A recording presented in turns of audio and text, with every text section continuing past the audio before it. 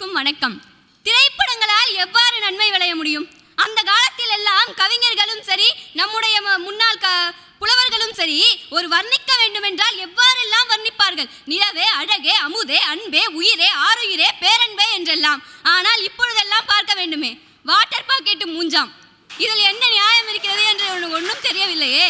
ஓலக்கொட்டாயா, தவளக்கொட்டாயா என்றெல்லாம் வர்ணிப்பா.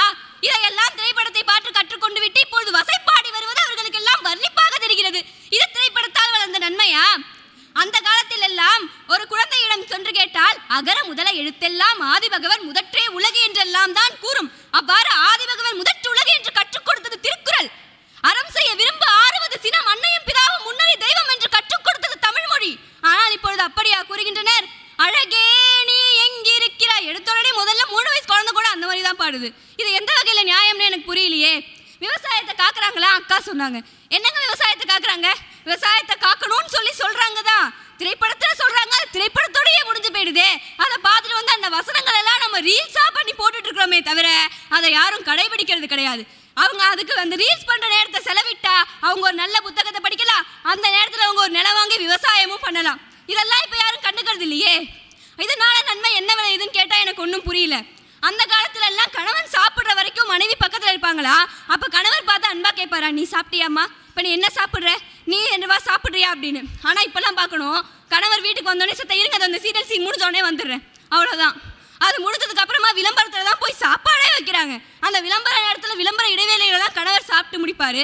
அவரும் சரி அமைதியா பார்க்கறது கிடையாது. திரைப்படத்துல ஏதாவது நோண்டிக்கிட்டே, இந்த திரைப்படத்துல இந்த நடிகை நல்லா இருக்கா, நீ அந்த மாதிரி ட்ரெஸ் போட்டுக்கிறான்னு மனைவி கிட்ட போய் கேட்டா அது எந்த வகையில நியாயம் எனக்கு ஒன்றும் புரியல. அதுக்கு கணவனுக்கும் மனைவிக்கும் இடையே திரைப்படத்தில் ஒரு மோதலைத்தான் ஏற்படுத்துகிறே தவிர என்னைக்கும் அது காதலை ஏற்படுத்தலை. அதனால அது என்னைக்குமே நன்மை செய்யாது, தீமையை தான் செய்யும்.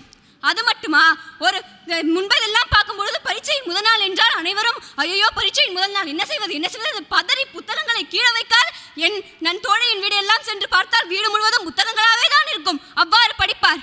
ஆனால் இன்றென்றால் அதன் நாளை பரீட்சை இருக்கும், அது அனைவருக்கும் தெரியும். ஐயோ பொது தேர்வு என்று அனைவரும் பதற்றத்தில் பதைக்குவார்கள் என்று பெற்றோர்கள் நினைப்பார்கள்.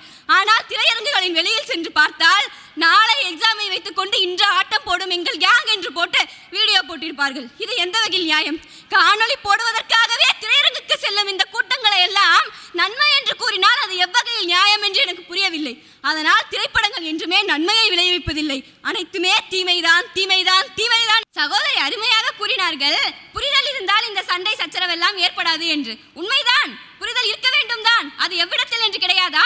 காலையில் செல்லும் போது கணவரே வாங்கி கொண்டு கொடுப்பார், இந்த திரைப்படத்தை வந்து பாரு, நான் ஏற்கனவே பார்த்து விட்டேன், இது நன்றாக இருக்கும் என்று.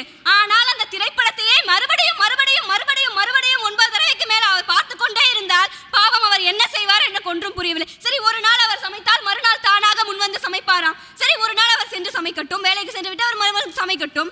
மறுநாளும் இந்த வேலையில் மறுபடியும் இதே திரைப்படம் போட்டிருக்கிறார்கள். நேற்று நீங்கள் சென்று சமைத்த பொழுது இப்பயும் சென்று சமைத்து விடுங்கள் என்றுதானே மனைவிமார்கள் கூறுவார்கள். அந்த திரைப்படத்தை நான் பார்த்ததால் இவ்வளவு அருமையாக பேசுகிறேனாம் தோழி சொன்னார்கள். திரைப்படத்தை நான் பார்த்தேன் என்று வேணாலும் வைத்துக் கொள்ளலாம். ஆனால் அதற்கு நான் பட்ட பாடும், நான் வாங்கிய திட்டம் எனக்கு தானே தெரியும். நான் என்னென்ன அனுபவித்திருக்கிறேன் என்று எனக்கு தான் தெரியும்.